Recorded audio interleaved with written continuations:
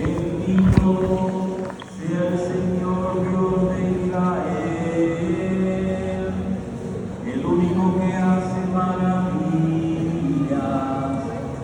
Bendito por siempre su nombre glorioso,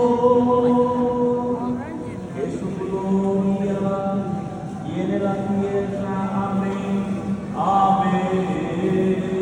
Gloria al Padre y al Hijo y al Espíritu Santo, como era en el principio, ahora y siempre, por los siglos de los siglos. Amén.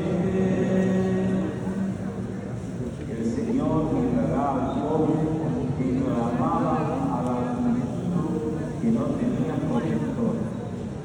Los santos vencieron en virtud de la sangre del Cordero y por la palabra del testimonio que dieron.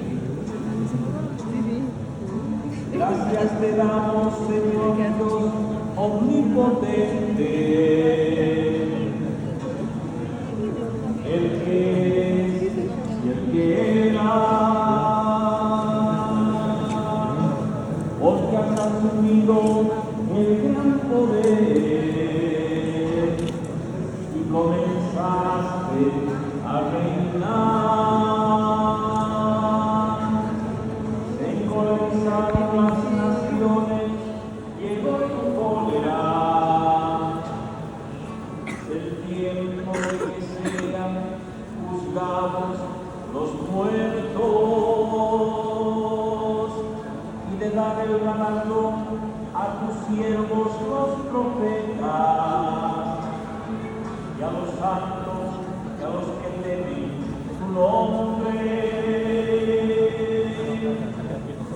a los pequeños y a los grandes, y arruinar a los que arruinaron la tierra. Ahora esta lección de la